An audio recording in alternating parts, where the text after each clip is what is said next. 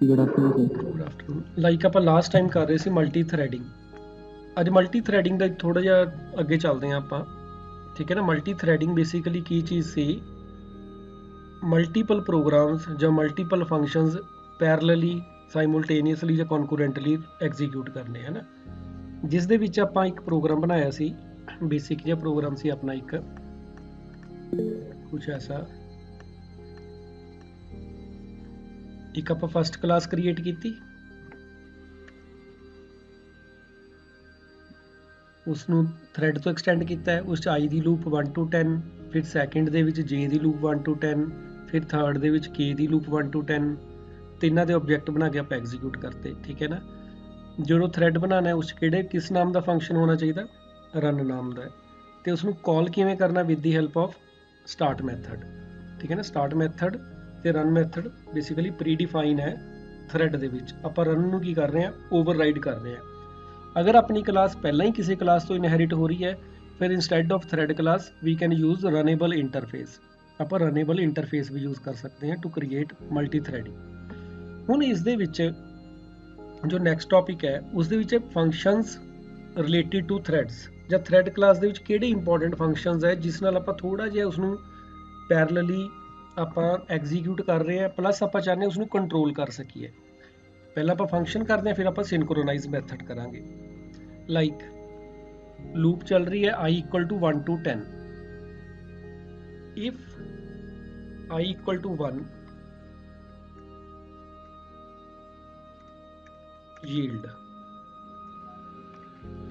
yield method ਆਪਣਾ control ਕਿਸੇ ਹੋਰ ਮੈਥਡ ਤੇ ਟ੍ਰਾਂਸਫਰ ਕਰਦਾ ਹੈ। ਮਤਲਬ ਜਦੋਂ ਕਿਸੇ ਥ੍ਰੈਡ ਦੇ ਵਿੱਚ yield ਮੈਥਡ ਆ ਜਾਂਦਾ ਹੈ ਜਾਂ yield ਮੈਥਡ ਕਾਲ ਹੁੰਦਾ ਹੈ, ਦਿਸ ਮੀਨਸ ਜਿਹੜਾ CPU ਹੈ OS CPU ਕਿਸੇ ਉਸ ਥ੍ਰੈਡ ਤੋਂ ਕਿਸੇ ਹੋਰ ਥ੍ਰੈਡ ਤੇ ਸ਼ਿਫਟ ਕਰ ਦੂਗਾ। ਠੀਕ ਹੈ। ਮਤਲਬ ਹੁਣ ਮੋਸਟ ਪ੍ਰੋਬੇਬਲੀ ਜਦੋਂ ਆਪਾਂ ਲੂਪ ਚਲਾ ਰਹੇ i 1 to 10, if i equal to 1 yield ਮਤਲਬ ਕੰਟਰੋਲ ਕਿੱਥੇ ਚਲ ਗਿਆ? ਜਾਂ j ਵਾਲੇ ਲੂਪ ਤੇ ਜਾਂ k ਵਾਲੀ ਲੂਪ ਤੇ। ਦਿਸ ਮੀਨਸ ਮੋਸਟ ਪ੍ਰੋਬੇਬਲੀ ਹੁਣ i is equal to 1 starting ਦੇ ਵਿੱਚ ਨਹੀਂ ਪ੍ਰਿੰਟ ਹੋਊਗਾ। ਠੀਕ ਹੈ ਨਾ। ਜਾਂ j 1 ਤੋਂ ਸਟਾਰਟ ਹੋਊਗਾ ਜਾਂ k ਤੋਂ। ਬਟ ਫਿਰ ਵੀ ਆਪਾਂ ਇਹਨੂੰ 100% ਨਹੀਂ ਕਹਿ ਸਕਦੇ ਵੀ ਇਹ 100% ਕਰੈਕਟ ਹੀ ਹੋਊਗਾ। ਠੀਕ ਹੈ ਨਾ। ਹੋ ਸਕਦਾ ਇੱਕ ਵਾਰ ਕੰਟਰੋਲ ਟ੍ਰਾਂਸਫਰ ਹੋ ਕੇ ਫਿਰ ਵਾਪਿਸ ਫਿਰ ਇਸ ਤੇ ਆ ਜੇ ਬਿਨਾਂ ਉਹ ਕੁਝ ਪ੍ਰਿੰਟ ਕੀਤੇ। ਹੋ ਸਕਦਾ ਉਹਨੂੰ ਟਾਈਮ ਇੰਨਾ ਨਾ ਮਿਲਿਆ ਹੋਵੇ ਵੀ ਉੱਥੇ ਜਾ ਕੇ ਉਹਨੂੰ ਪ੍ਰਿੰਟਿੰਗ ਕਰ ਹੀ ਨਾ ਪਾਵੇ। ਠੀਕ ਹੈ। ਬਟ ਫਿਲਹਾਲ ਆਪਾਂ ਇਹ ਕਵਾਂਗੇ ਯੀਲਡ ਮੈਥਡ ਦਾ ਵਰਕ ਕੀ ਹੈ? ਕੰਟਰੋਲ ਨੂੰ ਟ੍ਰਾਂਸਫਰ ਕਰਨਾ ਕਿਸੇ ਹੋਰ ਥ੍ਰੈਡ ਤੇ। ਹੁਣ ਇਸ ਦੇ ਨਾਲ ਕੀ ਹੈ? ਜਦੋਂ i ਦੀ ਵੈਲਿਊ 1 ਹੈ, ਯੀਲਡ ਮਤਲਬ i 1 ਬਾਅਦ ਚੋਂ ਪ੍ਰਿੰਟ ਹੋ ਰਿਹਾ ਨਾ। ਦਿਸ ਮੀਨਸ i ਪਹਿਲਾਂ ਨਹੀਂ ਪ੍ਰਿੰਟ ਹੋਊਗਾ, ਪਹਿਲਾਂ j ਜਾਂ k ਪ੍ਰਿੰਟ ਹੋਊਗਾ। ਦੈਨ ਆਪਾਂ ਇੱਕ ਲਿਖ ਲੈਂਦੇ ਹਾਂ if j equal to 5, j equal to 5 sleep 5000। sleep 5000 ਦਾ ਮਤਲਬ ਹੈ 5 ਸੈਕਿੰਡ। ਠੀਕ ਹੈ। ਅਗਰ ਆਪਾਂ 4000 ਲਿਖਾਂਗੇ ਦਿਸ ਮੀਨਸ 4 ਸੈਕਿੰਡ। ਠੀਕ ਹੈ। ਹੁਣ ਇਸ ਦਾ ਮਤਲਬ ਹੈ ਵੀ ਜਦੋਂ j ਦੀ ਵੈਲਿਊ 5 ਹੈ, ਇਹ ਥ੍ਰੈਡ 4 ਸੈਕਿੰਡ ਦੇ ਲਈ ਰੁਕ ਜੂਗਾ, ਸਲੀਪ ਹੋ ਜੂਗਾ। ਠੀਕ ਹੈ ਨਾ। ਹੁਣ ਇੱਥੇ ਆਪਾਂ ਇੱਕ ਚੀਜ਼ ਹੋਰ ਕਲੀਅਰ ਕਰੀਏ। ਜਦੋਂ j 5 ਹੈ, ਇਹ ਥ੍ਰੈਡ ਰੁਕ ਗਿਆ, ਇਹਦਾ ਮਤਲਬ ਇਹ ਨਹੀਂ ਹੈ ਵੀ ਬਾਕੀ ਥ੍ਰੈਡ ਵੀ ਰੁਕ ਗਏ। i ਤੇ k ਦੀ ਵੈਲਿਊ ਪੂਰੀ 10 ਤੱਕ ਪ੍ਰਿੰਟ ਹੋ ਜੂਗੀ। ਲਾਈਕ ਆਪਾਂ ਪਹਿਲਾਂ ਇੰਨਾ ਕੀ ਰਨ ਕਰਕੇ ਦੇਖਦੇ ਹਾਂ। ਇੱਕ ਚੀਜ਼ ਹੋਰ ਇੰਪੋਰਟੈਂਟ ਹੈ, ਜੋ ਸਲੀਪ ਹੈ ਇਹ ਹਮੇਸ਼ਾ ਟਰਾਈ ਬਲੌਕ 'ਚ ਹੀ ਆਉਣਾ ਚਾਹੀਦਾ। ਐਕਸੈਪਸ਼ਨ ਥਰੋ ਕਰਦਾ ਸਲੀਪ ਮੈਥਡ, ਸੋ ਇਸ ਨੂੰ ਆਪਾਂ ਟਰਾਈ ਦੇ ਵਿੱਚ ਲਿਖਦੇ ਹਾਂ।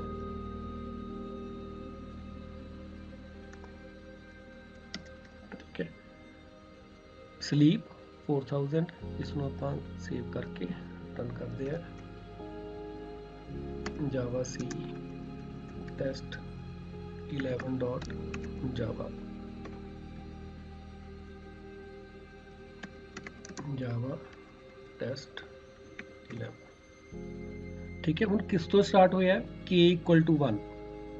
ਠੀਕ ਹੈ। ਜੋ ਆਪਾਂ ਗੱਲ ਕੀਤੀ ਸੀ ਵੀ i ਦੇ ਵਿੱਚ ਕੀ ਲਗਾਇਆ ਹੋਇਆ ਆਪਾਂ? yield। This means i equal to 1 ਨਹੀਂ ਆਉਣਾ ਚਾਹੀਦਾ। ਕੀ ਆਇਆ? k equal to 1, k equal to 2, ਫਿਰ i ਦੀ ਆ ਗਈ, ਫਿਰ k3, j1, j2, j3।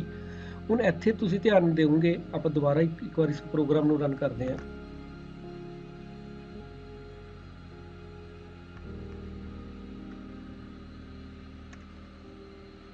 इसका मैं टाइम भी थोड़ा जिहा ਵਧਾ ਦਿੰਦਾ भी पता लगे। 8 ਸੈਕਿੰਡ कर ਦਿੰਦੇ ਆਪਾਂ। ਹੁਣ ਜੇ ਦੀ ਵੈਲਿਊ ਜਦੋਂ ਜੇ ਨਾ ਜਿਹੜਾ 4 ਤੱਕ ਹੀ ਚੱਲੂਗਾ ਉਸ ਤੋਂ ਬਾਅਦ ਉਹ ਸਲੀਪ ਹੋ ਜਾਊਗਾ। ਲਾਈਕ 1 ਮਿੰਟ ਆਪਾਂ ਹੁਣ ਦੇਖੋ ਜੇ ਸਲੀਪ ਹੋਇਆ ਪਿਆ ਇੱਥੇ, ਜੇ 5 6 7 8 9 10 ਬਾਅਦ ਚੋਂ ਪ੍ਰਿੰਟ ਹੋਇਆ, ਠੀਕ ਹੈ। ਲਾਈਕ ਦੁਬਾਰਾ ਦੇਖਦੇ ਹਾਂ ਆਪਾਂ। ਹੁਣ ਇੱਥੇ ਜੇ ਰੁਕਿਆ ਪਿਆ 8 ਸੈਕਿੰਡ ਰੁਕੂਗਾ ਉਸ ਤੋਂ ਬਾਅਦ ਪ੍ਰਿੰਟ ਹੋਇਆ, ਠੀਕ ਹੈ ਨਾ। ਹੁਣ ਇੱਕ ਚੀਜ਼ ਜੋ ਮੇਨ ਯਾਦ ਰੱਖਣ ਵਾਲੀ ਹੈ, ਜੇ ਇੱਥੇ ਜੇ ਸਲੀਪ ਹੋਇਆ ਸੀ, ਜਿਹੜੀ ਮਲਟੀ ਥਰੈਡਿੰਗ ਹੈ ਉਹਦਾ ਇਹੀ ਮੇਨ ਮੋਟਿਵ ਹੈ ਵੀ ਜਦੋਂ ਇੱਕ ਚੀਜ਼ ਬੰਦ ਹੈ ਤਾਂ ਕੰਪਿਊਟਰ ਬਾਕੀ ਕੰਮ ਪੂਰਾ ਕੰਪਲੀਟ ਕਰ ਲੇ। ਉਸਨੇ ਆਈ ਤੇ ਜੇ ਦਾ ਕੰਮ ਪਹਿਲਾਂ ਕੰਪਲੀਟ ਕਰਤਾ, ਠੀਕ ਹੈ ਨਾ। ਆਈ ਜੇ ਦੇਖੋ ਸੌਰੀ ਆਈ ਤੇ ਕੇ ਕੰਪਲੀਟ ਕਰਤਾ 10 10 ਤੱਕ। ਜੇ ਰੁਕਿਆ ਪਿਆ ਸੀ ਕਿੱਥੇ ਤੱਕ, ਜੇ ਦੇਖੋ ਕਿੱਥੇ ਤੱਕ 4 ਤੱਕ ਰੁਕਿਆ ਸੀ। ਉਸ ਤੋਂ ਬਾਅਦ ਜੇ 5 6 7 8 9 10 ਪ੍ਰਿੰਟ ਹੋ ਗਏ। ਮਤਲਬ ਯੀਲਡ ਕੰਟਰੋਲ ਟ੍ਰਾਂਸਫਰ ਕਰਦਾ ਹੈ, ਮੀਨਸ i = 1 ਤੋਂ ਨਹੀਂ ਸਟਾਰਟ ਹੋਊਗਾ ਪ੍ਰੋਗਰਾਮ। ਦੇ ਸਲੀਪ ਕੀ ਕਰਦਾ ਹੈ, ਪ੍ਰੋਗਰਾਮ ਨੂੰ ਰੋਕ ਦਿੰਦਾ ਹੈ। ਜਿਵੇਂ j = 4 ਤੇ j = 5 ਨਹੀਂ ਪ੍ਰਿੰਟ ਹੋਇਆ। j = 5 ਕਦੋਂ ਪ੍ਰਿੰਟ ਹੋਇਆ, ਜਦੋਂ i ਵੀ ਐਂਡ ਹੋ ਚੁੱਕਾ, k ਵੀ ਐਂਡ ਹੋ ਚੁੱਕਾ, ਠੀਕ ਹੈ ਨਾ। ਦੁਬਾਰਾ ਦੇਖਦੇ ਆ, ਵੇਟ ਕਰ ਰਿਹਾ ਉਹ 8 ਸੈਕਿੰਡਸ। 8 ਸੈਕਿੰਡ ਬਾਅਦ j ਦੀ ਵੈਲਿਊ ਆਈ ਹੈ, j 5 6 7 8 9 10, ਠੀਕ ਹੈ ਨਾ, ਸਲੀਪ ਮੈਥਡ ਦੇ ਨਾਲ। ਦੈਨ ਇੱਕ ਹੈ ਆਪਣੇ ਕੋਲ stop method. If k = 6 stop ਕੀ ਕਰਦਾ, ਥ੍ਰੈਡ ਨੂੰ ਖਤਮ ਕਰ ਦਿੰਦਾ, ਥ੍ਰੈਡ ਤੋਂ ਐਗਜ਼ਿਟ ਹੋ ਜਾਂਦਾ ਜਾਂ ਲੂਪ ਨੂੰ ਖਤਮ ਕਰ ਦਿੰਦਾ ਹੈ। ਬੇਸਿਕਲੀ ਸਟਾਪ ਕੀ ਕਰਦਾ ਹੈ, ਉਸ ਥ੍ਰੈਡ ਨੂੰ ਹੀ ਰੋਕ ਦੂਗਾ। ਮਤਲਬ ਹੁਣ ਜਿਹੜਾ ਥ੍ਰੈਡ ਹੈ, ਜਿਹੜੀ k ਦੀ ਵੈਲਿਊ ਹੈ ਉਹ ਕਿੱਥੇ ਤੱਕ ਚੱਲੂਗੀ, 1 ਤੋਂ 5 ਹੀ ਚੱਲੂਗੀ। ਹੁਣ ਆਪਾਂ ਦੁਬਾਰਾ ਦੇਖੀਏ, ਯੀਲਡ ਦਾ ਮਤਲਬ ਕੇਵਲ ਕੰਟਰੋਲ ਟ੍ਰਾਂਸਫਰ ਕਰਨਾ ਹੈ, ਉਸਨੇ ਹੋਰ ਕੁਝ ਨਹੀਂ ਕੀਤਾ ਹੈ। ਮਤਲਬ ਉਹਨੇ ਇੱਕ, ਜੇ ਆਪਾਂ ਕਹੀਏ ਵੀ ਪ੍ਰੈਜ਼ੈਂਟਲੀ ਉਸਨੇ ਨਹੀਂ ਚੱਲਣਾ ਹੈ, ਜਦੋਂ ਉਹਦੀ ਦੁਬਾਰਾ ਵਾਰੀ ਆਊਗੀ ਉਹ ਚੱਲੂਗਾ। ਯੀਲਡ ਦਾ ਮਤਲਬ। ਸਲੀਪ ਦਾ ਮਤਲਬ ਪਾਰਟਿਕੂਲਰ ਟਾਈਮ ਦੇ ਲਈ ਉਹ ਥ੍ਰੈਡ ਰੁਕ ਗਿਆ, ਵੀ 8 ਸੈਕਿੰਡ ਬਾਅਦ ਹੀ ਚੱਲੂਗਾ, ਠੀਕ ਹੈ ਨਾ।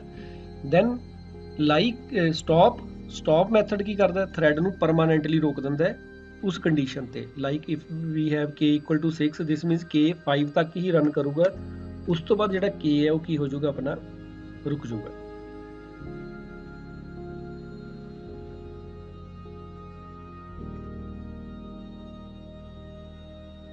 ਠੀਕ ਹੈ। ਹੁਣ ਜੇ ਦੀ ਵੇਟ ਹੋ ਰਹੀ ਹੈ ਕਿਉਂਕਿ ਜੇ ਸਲੀਪ ਹੋਇਆ ਪਿਆ 8 ਸੈਕਿੰਡਸ ਦੇ ਲਈ। i ਤੋਂ ਸਟਾਰਟ ਨਹੀਂ ਹੋਇਆ, ਯੀਲਡ ਦਾ ਮੈਥਡ ਦਾ ਵਰਕ ਹੋ ਗਿਆ ਕਲੀਅਰ। k ਕਿਸ ਪੁਆਇੰਟ ਤੱਕ ਚੱਲਿਆ, k ਆਪਣਾ ਚੱਲ ਰਿਹਾ ਹੈ 5 ਤੱਕ, ਠੀਕ ਹੈ। k 5 ਤੱਕ ਚੱਲ ਰਿਹਾ, ਦਿਸ ਮੀਨਸ k ਦਾ ਵਰਕ ਵੀ ਕੰਪਲੀਟ ਹੈ। 6 7 ਨਹੀਂ ਆਇਆ, ਕੋਈ ਨਹੀਂ ਲਿਖਿਆ ਗਿਆ k ਐਂਡ ਵਗੈਰਾ, ਹੈ ਨਾ। ਦੈਨ ਇਸ ਪੁਆਇੰਟ ਤੇ i ਐਂਡਸ ਤੋਂ ਬਾਅਦ ਉਹ ਵੇਟ ਕਰਨ ਲੱਗ ਗਿਆ, ਕਿੰਨੇ 8 ਸੈਕਿੰਡਸ ਦੇ ਲਈ। ਹੈਲੋ,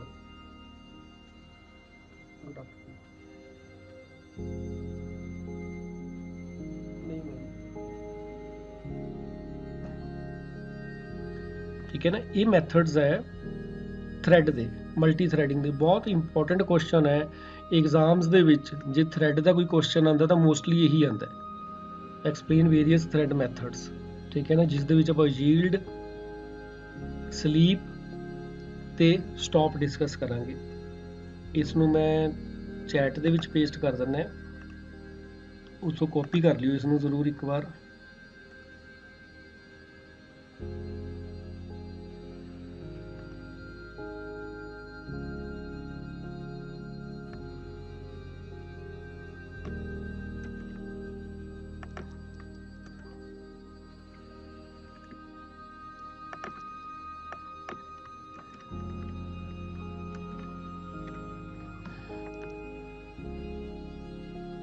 ਇਸ ਪ੍ਰੋਗਰਾਮ ਨੂੰ ਕਾਪੀ ਕਰਕੇ ਰੱਖ ਲਓ ਆਪਣੇ ਲੈਪਟਾਪ ਤੇ ਜਾਂ ਪੀਸੀ ਤੇ, ਠੀਕ ਹੈ।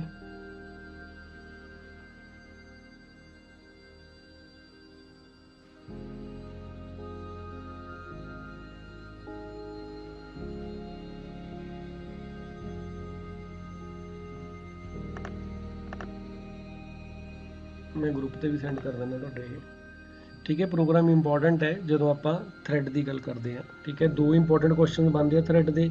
ਇੱਕ ਤਾਂ ਵੀ ਆਪਾਂ ਥ੍ਰੈਡ ਇੰਪਲੀਮੈਂਟ ਕਿਵੇਂ ਕਰ ਸਕਦੇ ਹਾਂ, ਆਪਾਂ ਕੀ ਕਹਾਂਗੇ ਥ੍ਰੈਡ ਕਿਵੇਂ ਇੰਪਲੀਮੈਂਟ ਹੋ ਸਕਦਾ with the help of thread class and with the help of runnable interface, and then we have various types of methods of thread class. ਉਸ ਦੇ ਲਈ ਆਪਾਂ ਇਹ ਡਿਸਕਸ ਕਰਾਂਗੇ। ਠੀਕ ਹੈ ਨਾ, ਯੀਲਡ, ਸਲੀਪ ਤੇ ਸਟਾਪ। ਹੁਣ ਇੱਕ ਹੋਰ ਟੌਪਿਕ ਜੋ ਹੈ ਥੋੜਾ ਜਿਹਾ ਅਲੱਗ ਚੱਲਦਾ ਹੈ ਉਹ ਟੌਪਿਕ, ਜਿਵੇਂ ਹੁਣ ਇੱਕ ਹੈ ਸਿੰਕਰੋਨਾਈਜੇਸ਼ਨ। ਸਿੰਕਰੋਨਾਈਜੇਸ਼ਨ ਦੇ ਲਈ ਤੁਸੀਂ ਇੱਕ OS ਦੇ ਵਿੱਚ ਇੱਕ ਟੌਪਿਕ ਪੜ੍ਹਿਆ ਹੋਇਆ ਹੈ, ਕੌਨਕਰੈਂਟ ਪ੍ਰੋਸੈਸਿੰਗ ਦੇ ਵਿੱਚ ਆਪਣੇ ਆਉਂਦਾ ਹੈ ਪ੍ਰੋਡਿਊਸਰ ਕੰਜ਼ਿਊਮਰ ਪ੍ਰੋਬਲਮ। ਉਹ ਵੀ ਇਸੇ ਦਾ ਹੀ ਪਾਰਟ ਹੈ, ਪ੍ਰੋਡਿਊਸਰ ਕੰਜ਼ਿਊਮਰ ਪ੍ਰੋਬਲਮ, ਜਿਸ ਦੇ ਵਿੱਚ ਕੀ ਹੈ ਅਸੀਂ ਚਾਹੁੰਦੇ ਹਾਂ ਵੀ ਇੱਕ ਹੀ ਮੈਥਡ ਜਦੋਂ ਚੱਲਣਾ ਸਟਾਰਟ ਹੋਇਆ ਉਦੋਂ ਉਹ ਪੂਰਾ ਕੰਪਲੀਟ ਹੋ ਕੇ ਹੀ ਐਗਜ਼ਿਟ ਹੋਵੇ। ਜਿਵੇਂ ਸਪੋਜ਼ ਆਪਾਂ ਇੱਕ ਐਗਜ਼ਾਮਪਲ ਲੈ ਕੇ ਚੱਲਦੇ ਹਾਂ, ਦੋ ਥ੍ਰੈਡ ਹੈ, ਇੱਕ ਥ੍ਰੈਡ ਨੇ ਕੀ ਕੰਮ ਕਰਨਾ ਹੈ, ਇੱਕ ਨੇ ਕਰਨਾ ਹੈ L = 10 ਤੇ ਬ੍ਰੈਡਥ = 20, ਲੈਂਥ ਤੇ ਬ੍ਰੈਡਥ ਦੀ ਵੈਲਿਊ ਸੈੱਟ ਕਰਨੀ ਹੈ, ਬ੍ਰੈਡਥ = 20। ਸੈਕਿੰਡ ਥ੍ਰੈਡ ਨੇ ਵਰਕ ਕਰਨਾ ਹੈ ਏਰੀਆ = L × B। ਠੀਕ ਹੈ, ਸੈਕਿੰਡ ਥ੍ਰੈਡ ਦਾ ਵਰਕ ਕੀ ਹੈ, area = L × B, then print ਜਾਂ ਆਊਟਪੁੱਟ ਏਰੀਆ ਨੂੰ ਪ੍ਰਿੰਟ ਕਰਨਾ। ਹੁਣ ਇੱਕ ਥ੍ਰੈਡ ਪਹਿਲਾਂ ਚੱਲਿਆ, ਫਿਰ ਦੂਸਰਾ ਥ੍ਰੈਡ ਚੱਲੂਗਾ T2। T1 ਦਾ ਇਹ ਵਰਕ ਹੈ, T2 ਦਾ ਇਹ ਵਰਕ ਹੈ। ਠੀਕ ਹੈ, ਹੁਣ ਧਿਆਨ ਨਾਲ ਸਮਝਦੇ ਹਾਂ। ਆਪਾਂ T2 ਤੇ ਲਗਾਤਾ ਯੀਲਡ, ਮਤਲਬ ਵੀ ਪਹਿਲਾਂ T1 ਚੱਲੇ, ਕਿਉਂਕਿ ਉਹਨੇ ਪਹਿਲਾਂ ਵੈਲਿਊ ਸੈੱਟ ਕਰੂਗਾ ਤਾਂ ਹੀ ਆਪਾਂ ਉਹਦਾ ਏਰੀਆ ਕੈਲਕੂਲੇਟ ਪ੍ਰਿੰਟ ਕਰਾਂਗੇ। ਹੁਣ ਹੋਇਆ ਕਿ T1 ਚੱਲਿਆ, ਉਸਨੇ ਇਹ ਲਾਈਨ ਚਲਾਤੀ L = 10। ਫਿਰ ਆ ਗਏ T2 ਤੇ, T2 ਤੇ ਉਹਨੇ ਚਲਾਤਾ ਏਰੀਆ = ਲੈਂਥ × ਬ੍ਰੈਡਥ। ਉਹਨੇ ਏਰੀਆ ਕੈਲਕੂਲੇਟ ਕਰ ਲਿਆ। ਠੀਕ ਹੈ, ਲੈਂਥ ਕਿੰਨੀ ਸੀ 10, ਪਰ ਬ੍ਰੈਡਥ ਦੀ ਵੈਲਿਊ ਹਲੇ ਕੋਈ ਨਹੀਂ ਹੈ, ਸਪੋਜ਼ 0 ਹੈ। ਠੀਕ ਹੈ ਨਾ, ਏਰੀਆ ਉਹਨੇ ਕੈਲਕੂਲੇਟ ਕਰਤਾ 0। ਵਾਪਿਸ ਇੱਧਰ ਗਏ, ਉਹਨੇ ਇਹ ਲਾਈਨ ਚਲਾਤੀ ਕਿਉਂਕਿ T1 ਦੀ ਵਾਰੀ ਆ ਗਈ। ਫਿਰ T2 ਦੀ ਵਾਰੀ ਆ ਗਈ, ਉਹਨੇ ਏਰੀਆ ਪ੍ਰਿੰਟ ਕਰਤਾ ਕਿੰਨਾ 0। ਠੀਕ ਹੈ, ਕੁਐਸਚਨ ਕਲੀਅਰ ਹੋਣਾ ਸ਼ਾਇਦ ਤੁਹਾਨੂੰ। ਦੋ ਥ੍ਰੈਡਸ ਹੈ T1 T2, ਇੱਕ ਇਨਪੁਟ ਦਾ ਵਰਕ ਕਰ ਰਿਹਾ, ਇਹ ਇਨਪੁਟ ਦਾ ਪਾਰਟ ਹੈ, ਇੱਕ ਆਊਟਪੁੱਟ ਦਾ ਵਰਕ ਕਰ ਰਿਹਾ, ਇਹ ਆਊਟਪੁੱਟ ਦਾ ਪਾਰਟ ਹੈ। ਜਦੋਂ T1 ਚੱਲਿਆ, ਉਹਨੇ ਇਕੱਲੀ ਪਹਿਲੀ ਲਾਈਨ ਚਲਾਈ ਸੀ, ਕੰਟਰੋਲ ਟ੍ਰਾਂਸਫਰ ਹੋ ਗਿਆ T2 ਤੇ। T2 ਨੇ ਪਹਿਲੀ ਲਾਈਨ ਚਲਾਤੀ, ਏਰੀਆ ਕੈਲਕੂਲੇਟ ਕਰ ਲਿਆ, ਕੰਟਰੋਲ ਵਾਪਸ ਚਲ ਗਿਆ T1 ਤੇ। T1 ਤੇ ਉਹਨੇ ਬ੍ਰੈਡਥ ਕਰਤੀ 20, ਕੰਟਰੋਲ ਚਲ ਗਿਆ T2 ਤੇ। ਉਹਨੇ ਏਰੀਆ ਪ੍ਰਿੰਟ ਕਰਤਾ, ਏਰੀਆ ਕਿੰਨਾ ਪ੍ਰਿੰਟ ਹੋ ਗਿਆ 0, ਜੋ ਕਿ ਗਲਤ ਹੈ। ਬਟ ਵੈਲਿਊਜ਼ ਅਗਰ ਆਪਾਂ ਲੈਂਥ ਬ੍ਰੈਡਥ ਦੀ ਵੈਲਿਊ ਪ੍ਰਿੰਟ ਕਰਾਂਗੇ ਤਾਂ ਫਿਰ ਉਹ ਠੀਕ ਪ੍ਰਿੰਟ ਹੋ ਜੂਗੀ। ਲੈਂਥ ਬ੍ਰੈਡਥ ਦੀ ਵੈਲਿਊ ਤਾਂ 10 ਤੇ 20 ਹੈ। ਅਗਰ ਮੈਂ ਇਸ ਜਗ੍ਹਾ ਤੇ ਪ੍ਰਿੰਟ ਕਰਾਂ, ਜੇ ਮੈਂ ਪ੍ਰਿੰਟ ਕਰਦਾ L ਐਂਡ B, ਫਿਰ ਉਹ 10 20 ਪ੍ਰਿੰਟ ਹੋ ਗਏ। ਬਟ ਏਰੀਆ ਗਲਤ ਕਿਉਂ ਪ੍ਰਿੰਟ ਹੋਇਆ, ਕਿਉਂਕਿ ਕੰਟਰੋਲ ਹਾਫ ਦੇ ਵਿੱਚ ਹੀ ਇੱਧਰ ਚਲ ਗਿਆ ਸੀ। ਹੁਣ ਸਿੰਕਰੋਨਾਈਜੇਸ਼ਨ ਕੀ ਕਰਦਾ ਹੈ, ਸਿੰਕਰੋਨਾਈਜ਼ਡ ਮੈਥਡ ਕੀ ਕਰਦਾ ਹੈ, ਅਗਰ ਮੈਂ ਇਸ ਮੈਥਡ ਦੇ ਅੱਗੇ ਸਿੰਕਰੋਨਾਈਜ਼ਡ ਵਰਡ ਲਿਖਦਾ ਹੈ, ਦਿਸ ਮੀਨਸ ਕੰਪਿਊਟਰ ਜੋ ਹੈ ਇਸ ਮੈਥਡ ਨੂੰ ਕੰਪਲੀਟ ਕੀਤੇ ਬਿਨਾ ਬਾਹਰ ਨਹੀਂ ਜਾਊਗਾ, ਮਤਲਬ ਕੰਟਰੋਲ ਟ੍ਰਾਂਸਫਰ ਨਹੀਂ ਹੋਊਗਾ।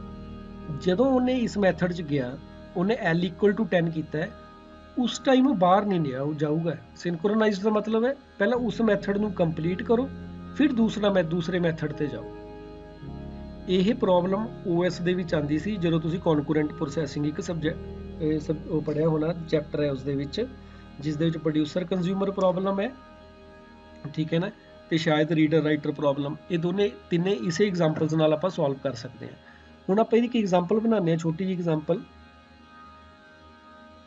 ਲਾਈਕ ਆਪਾਂ ਦੇਖੀਏ, ਇਸ ਦੇ ਵਿੱਚ ਇੱਕ ਸਿੰਪਲ ਐਗਜ਼ਾਮਪਲ ਬਣਾ ਰਹੇ ਹਾਂ। ਇੱਕ ਪੈਰੇਂਥੀਸਿਸ ਸਟਾਰਟ ਕੀਤੀ, ਠੀਕ ਹੈ, ਇੱਕ ਮੈਸੇਜ ਪ੍ਰਿੰਟ ਕੀਤਾ, ਦੈਨ 1 ਸੈਕਿੰਡ ਜਾਂ 2 ਸੈਕਿੰਡ ਰੁਕਣ ਤੋਂ ਬਾਅਦ ਥ੍ਰੈਡ ਰੋਕਤਾ ਆਪਾਂ, ਉਸ ਤੋਂ ਬਾਅਦ ਬ੍ਰੈਕਟ ਕਲੋਜ਼ ਕਰਤੀ। ਕੀ ਹੋ ਰਿਹਾ, ਜੇ ਆਪਾਂ ਦੇਖੀਏ ਇੱਥੇ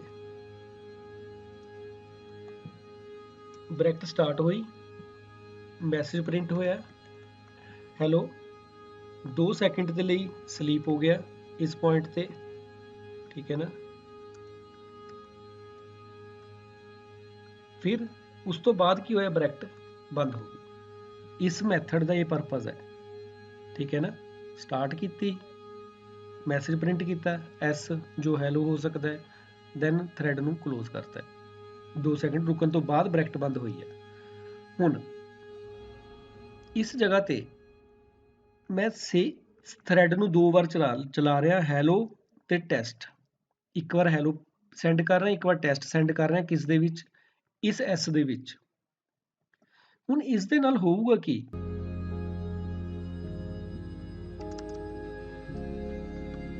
ਆਪਾਂ ਰਨ ਕਰਕੇ ਦੇਖਦੇ ਹਾਂ ਪ੍ਰੋਗਰਾਮ। ਪਹਿਲਾਂ ਜੋ ਰਨ ਹੋਣਾ ਚਾਹੀਦਾ ਹੈ, ਬ੍ਰੈਕਟ ਸਟਾਰਟ ਹੋਈ ਹੈਲੋ, ਹੁਣ 2 ਸੈਕਿੰਡ ਲਈ ਰੁਕਿਆ ਹੋਇਆ। ਦਿਸ ਮੀਨਸ ਕੰਪਿਊਟਰ ਦਾ ਵਰਕ ਹੀ ਇਹੀ ਹੈ ਮਲਟੀ ਥ੍ਰੈਡਿੰਗ ਦਾ। ਜਦੋਂ ਇੱਕ ਥ੍ਰੈਡ ਸਲੀਪ ਮੋਡ 'ਚ ਦੂਸਰਾ ਥ੍ਰੈਡ ਚਲਾ ਦੇ, ਉਹਨੇ ਕੀ ਕਰਨਾ, ਦੂਸਰਾ ਥ੍ਰੈਡ ਚਲਾ ਕੇ ਟੈਸਟ, ਫਿਰ ਇਹ ਵੀ 2 ਸੈਕਿੰਡ ਲਈ ਰੁਕ ਗਿਆ। ਉਸ ਤੋਂ ਬਾਅਦ ਉਹਨੇ 2 ਸੈਕਿੰਡ ਬਾਅਦ ਬ੍ਰੈਕਟ ਕਲੋਜ਼ ਕਰ ਦੇਣੀ ਹੈ ਦੋਨੇ, ਠੀਕ ਹੈ। ਕਿਉਂਕਿ ਇਸ ਪੁਆਇੰਟ ਤੇ ਉਹ ਸਲੀਪ ਹੋ ਗਿਆ ਸੀ ਥ੍ਰੈਡ। ਉਸ ਪੁਆਇੰਟ ਤੇ ਜਦੋਂ ਸਲੀਪ ਹੋ ਗਿਆ, ਉਹਨੇ ਆਟੋਮੈਟਿਕਲੀ ਦੂਸਰੀ ਜਗ੍ਹਾ ਤੇ ਪਹੁੰਚ ਗਿਆ। ਦੂਸਰੀ ਜਗ੍ਹਾ ਤੇ ਦੂਸਰਾ ਥ੍ਰੈਡ ਚਲਾ ਕੇ ਉਸਨੇ, ਜਦੋਂ ਉਹ ਕੰਪਲੀਟ ਹੋ ਗਿਆ, ਉਸ ਤੋਂ ਬਾਅਦ ਉਹਨੇ ਹੈਲੋ ਦਾ ਰਿਮੇਨਿੰਗ ਪੋਰਸ਼ਨ ਚਲਾ ਦੇਣਾ, ਬ੍ਰੈਕਟ ਕਲੋਜ਼ ਕਰਨੀ। ਬਟ ਮੇਰੀ ਰਿਕੁਆਇਰਮੈਂਟ ਕੁਛ ਐਸੀ ਸੀ, ਜੋ ਮੇਰੀ ਰਿਕੁਆਇਰਮੈਂਟ ਹੈ ਉਹ ਕੁਛ ਐਸੀ ਹੈ, ਹੈਲੋ, ਜਦੋਂ ਹੈਲੋ ਆਇਆ, ਹੈਲੋ ਪਹਿਲਾਂ ਕੰਪਲੀਟ ਹੋਵੇ, ਫਿਰ ਟੈਸਟ ਆਵੇ, ਇਸ ਤਰੀਕੇ, ਠੀਕ ਹੈ। ਹੁਣ ਇਸ ਦੇ ਵਿੱਚ ਤੇ ਇਸ ਦੇ ਵਿੱਚ ਫਰਕ ਕੀ ਹੋਊਗਾ, ਇਹ ਦੇਖਦੇ ਆ। ਇਹ ਪ੍ਰੋਗਰਾਮ ਐਗਜ਼ੀਕਿਊਟ ਹੋ ਜਾਊਗਾ 2 ਸੈਕਿੰਡ ਦੇ ਵਿੱਚ, ਥੋੜਾ ਜਿਹਾ 2 ਸੈਕਿੰਡ ਤੋਂ ਜ਼ਿਆਦਾ ਟਾਈਮ ਲਊਗਾ। ਇਹ ਲਊਗਾ 4 ਸੈਕਿੰਡ ਤੋਂ ਮਾਈਨਰ ਜਾਂ ਜ਼ਿਆਦਾ। ਕਿਉਂਕਿ ਇਸ ਦੇ ਵਿੱਚ ਜਦੋਂ ਇੱਥੇ ਥ੍ਰੈਡ ਸਲੀਪ ਕੀਤਾ ਸੀ, ਉਹ ਦੂਸਰਾ ਥ੍ਰੈਡ ਚਲਾਇਆ ਆਇਆ ਸੀ। ਦੂਸਰਾ ਥ੍ਰੈਡ ਨਾਲ ਚਲਾ ਕੇ ਦੂਸਰੇ ਥ੍ਰੈਡ ਨੂੰ ਵੀ 2 ਸੈਕਿੰਡ ਲਈ ਸਲੀਪ ਤੇ ਲਗਾਤਾ ਹੈ। ਦੋਨਾਂ ਦੇ 2 ਸੈਕਿੰਡ ਇਕੱਠੇ ਖਤਮ ਹੋ ਗਏ, ਐਂਡ ਦੇ ਵਿੱਚ ਦੋਨੇ ਬ੍ਰੇਸਿਸ ਇਕੱਠੀਆਂ ਖਤਮ ਹੋ ਗਈਆਂ। ਇਸ ਦੇ ਵਿੱਚ ਕੀ ਹੈ, ਪਹਿਲਾਂ ਇਹ ਪੈਰੇਂਥੀਸਿਸ ਸਟਾਰਟ ਹੋਈ, ਫਿਰ ਹੈਲੋ, ਫਿਰ 2 ਸੈਕਿੰਡ ਦੇ ਲਈ ਰੁਕ ਗਿਆ, ਫਿਰ ਬ੍ਰੈਕਟ ਬੰਦ ਹੋਈ, ਫਿਰ ਇਹ ਪ੍ਰਿੰਟ ਹੋਇਆ, ਫਿਰ 2 ਸੈਕਿੰਡ ਦੇ ਲਈ ਰੁਕਿਆ, ਫਿਰ ਇਹ ਬ੍ਰੈਕਟ ਬੰਦ ਹੋਈ। ਹੁਣ ਇਸ ਜਗ੍ਹਾ ਤੇ ਮਲਟੀ ਥ੍ਰੈਡਿੰਗ ਇੱਕ ਤਰ੍ਹਾਂ ਨਾਲ ਹੋ ਨਹੀਂ ਰਹੀ, ਠੀਕ ਹੈ ਨਾ, ਕਿਉਂਕਿ ਆਪਾਂ ਇੱਕ ਥ੍ਰੈਡ ਤੋਂ ਬਾਅਦ ਦੂਸਰਾ ਚਲਾ ਰਹੇ ਹਾਂ। ਇਸ ਦੇ ਵਿੱਚ ਕੀ ਹੈ, ਮਲਟੀ ਥ੍ਰੈਡਿੰਗ ਤਾਂ ਹੋ ਰਹੀ ਹੈ, 2 ਪੈਰਲਲ ਤਾਂ ਚੱਲ ਰਿਹਾ, ਬਟ ਮੇਰੀ ਰਿਕੁਆਇਰਮੈਂਟ ਨਹੀਂ ਪੂਰੀ ਹੋ ਰਹੀ। ਮੇਰੀ ਰਿਕੁਆਇਰਮੈਂਟ ਕੁਛ ਐਸੀ ਹੈ ਵੀ ਪਹਿਲਾਂ ਹੈਲੋ ਦੀ ਬ੍ਰੈਕਟ ਬੰਦ ਹੋਵੇ, ਫਿਰ ਟੈਸਟ ਦੀ ਬੰਦ ਹੋਵੇ। ਲਾਈਕ ਹੁਣ ਆਪਾਂ ਪਹਿਲਾਂ ਇਸ ਨੂੰ ਹੀ ਰਨ ਕਰਕੇ ਦੇਖਦੇ ਹਾਂ।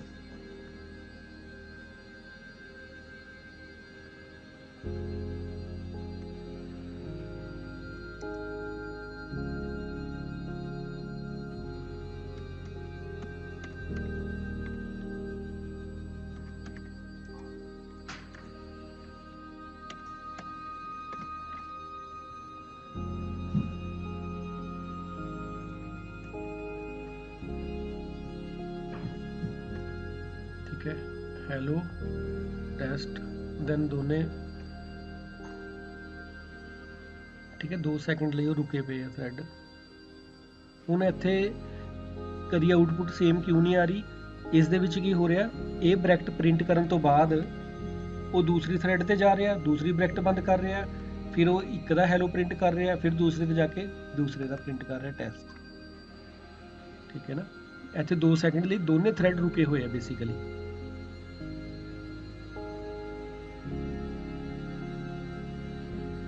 ਠੀਕ ਹੈ ਨਾ। ਹੁਣ ਜਿਵੇਂ ਟੈਸਟ ਵਾਲਾ ਪਹਿਲਾਂ ਚੱਲ ਪਿਆ, ਹੁਣ ਆਪਣੀ ਰਿਕੁਆਇਰਮੈਂਟ ਦੇ ਅਕੋਰਡਿੰਗ ਸਾਡੀ ਰਿਕੁਆਇਰਮੈਂਟ ਕੀ ਹੈ ਵੀ ਪਹਿਲਾਂ ਇੱਕ ਚੱਲੇ, ਕੰਪਲੀਟ ਹੋਵੇ, ਫਿਰ ਦੂਸਰਾ ਤਾਂ ਐਗਜ਼ੀਕਿਊਟ ਹੋਵੇ। ਜਿਵੇਂ ਇਸ ਜਗ੍ਹਾ ਤੇ ਸਾਡੀ ਪ੍ਰੋਬਲਮ ਆਈ ਸੀ ਵੀ ਜਦੋਂ ਪਹਿਲਾਂ ਵੈਲਿਊ ਸੈੱਟ ਕਰਕੇ ਫਿਰ ਹੀ ਉਹਦੇ ਏਰੀਆ ਕੈਲਕੂਲੇਟ ਕਰੇ। ਉਸ ਪੁਆਇੰਟ ਤੇ ਆਪਾਂ ਇਸ ਮੈਥਡ ਨੂੰ ਕੀ ਲਿਖਾਂਗੇ, ਸਿੰਕਰੋਨਾਈਜ਼ਡ। ਜਦੋਂ ਆਪਾਂ ਸਿੰਕਰੋਨਾਈਜ਼ਡ ਵਰਡ ਲਿਖਤਾ ਹੈ, ਦਿਸ ਮੀਨਸ ਪਹਿਲਾਂ ਉਹ ਕੰਪਲੀਟ ਹੋਊਗਾ ਇੱਕ ਮੈਥਡ, ਉਸ ਤੋਂ ਬਾਅਦ ਦੂਸਰਾ ਮੈਥਡ ਚੱਲੂਗਾ, ਠੀਕ ਹੈ। ਹੈਲੋ ਦੀ ਬ੍ਰੈਕਟ ਬੰਦ, ਫਿਰ ਟੈਸਟ ਦੀ ਬ੍ਰੈਕਟ ਬੰਦ।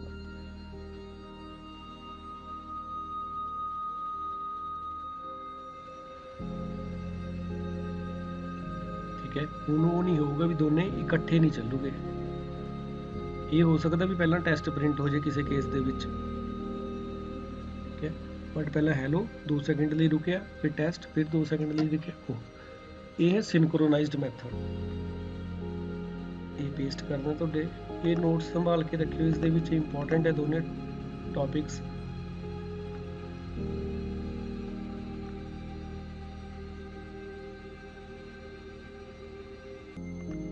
ਠੀਕ ਹੈ, ਇਸ 'ਚ ਆਪਾਂ ਕੀਤਾ ਕੀ ਹੈ, ਬੇਸਿਕਲੀ ਸਿੰਪਲੀ ਇੱਕ ਕਲਾਸ ਬਣਾਈ ਹੈ ਜਿਸ ਦੇ ਵਿੱਚ ਆਪਾਂ ਡਿਸਕਸ ਕਰ ਲਿਆ ਵੀ ਪੈਰੇਂਥੀਸਿਸ ਸਟਾਰਟ ਹੈ, ਮੈਸੇਜ ਪ੍ਰਿੰਟ ਹੋ ਰਿਹਾ, 2 ਸੈਕਿੰਡ ਲਈ ਰੁਕ ਕੇ ਬ੍ਰੈਕਟ ਬੰਦ ਹੋ ਰਹੀ ਹੈ। ਦੈਨ ਇੱਕ ਕਲਾਸ ਜੋ ਹੈ ਮਲਟੀ ਥ੍ਰੈਡਿੰਗ ਐਮਟੀ ਬਣਾਈ ਹੈ ਜੋ ਥ੍ਰੈਡ ਕਲਾਸ ਤੋਂ ਹੈ। ਉਸ ਦੇ ਵਿੱਚ ਰਨ ਮੈਥਡ ਦੇ ਵਿੱਚ ਆਪਾਂ ਇਸ ਨੂੰ ਕਾਲ ਕਰ ਰਹੇ ਹਾਂ, ਕਿਸ ਨੂੰ, ਡਿਸਪਲੇ ਨੂੰ। ਇਸ ਡਿਸਪਲੇ ਨੂੰ ਆਪਾਂ ਰਨ ਮੈਥਡ 'ਚ ਕਾਲ ਕਰ ਰਹੇ ਹਾਂ ਕਿਉਂਕਿ ਜਿਹੜੀ ਚੀਜ਼ ਰਨ 'ਚ ਕਾਲ ਹੋਊਗੀ ਉਹੀ ਮਲਟੀ ਥ੍ਰੈਡਿੰਗ ਦੇ ਨਾਲ ਪਰਫਾਰਮ ਹੋਊਗੀ, ਠੀਕ ਹੈ ਨਾ। ਇਸ ਕਲਾਸ ਦੇ ਆਪਾਂ 2 ਆਬਜੈਕਟ ਬਣਾ ਲਏ ਐਮਟੀ ਦੇ ਆਪਾਂ 2 ਆਬਜੈਕਟ ਬਣਾਏ ਹੈ। ਇੱਕ 'ਚ ਆਪਾਂ ਕੀ ਪਾਸ ਕਰਤਾ, ਹੈਲੋ, ਇੱਕ 'ਚ ਕੀ ਪਾਸ ਕਰਤਾ, ਟੈਸਟ। ਇਹ ਹੈਲੋ ਤੇ ਟੈਸਟ ਕੀ ਹੈ, ਇਹ ਸਟ੍ਰਿੰਗ 'ਚ ਜਾ ਰਹੇ, ਠੀਕ ਹੈ ਨਾ। ਇਹ ਹੈ ਮਲਟੀ ਥ੍ਰੈਡਿੰਗ। ਐਸੀ ਹੀ ਐਗਜ਼ਾਮਪਲ ਜਿਹੜੀ ਸਿੰਕਰੋਨਾਈਜ਼ਡ ਦੀ ਹੈ ਉਸ ਦੇ ਲਈ ਇੱਕ ਛੋਟਾ ਜਿਹਾ ਪ੍ਰੋਗਰਾਮ ਇਹ ਵੀ ਮੈਂ ਤੁਹਾਨੂੰ ਸੈਂਡ ਕਰਦਾ ਹੈ। ਇਸ ਦੇ ਵਿੱਚ ਕੀ ਹੈ, ਆਪਾਂ ਦੇਖੀਏ ਪ੍ਰੋਗਰਾਮ ਦੀ ਪਹਿਲਾਂ ਆਊਟਪੁੱਟ ਇੱਕ ਵਾਰ।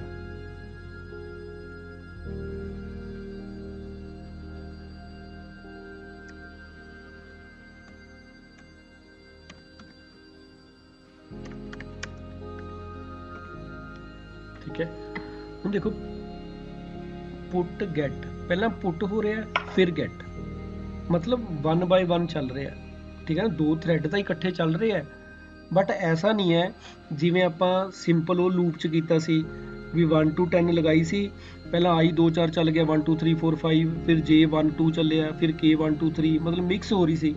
ਇਸ 'ਚ ਮਿਕਸਿੰਗ ਨਹੀਂ ਹੈ, ਇਸ 'ਚ ਕੀ ਹੈ 1 ਬਾਈ 1, ਪਹਿਲਾਂ ਇੱਕ ਪੁੱਟ ਕੀਤਾ ਫਿਰ ਉਹੀ ਗੈਟ ਹੋਇਆ, ਫਿਰ ਪੁੱਟ ਕੀਤਾ ਫਿਰ ਉਹੀ ਗੈਟ ਹੋਇਆ, ਠੀਕ ਹੈ ਨਾ।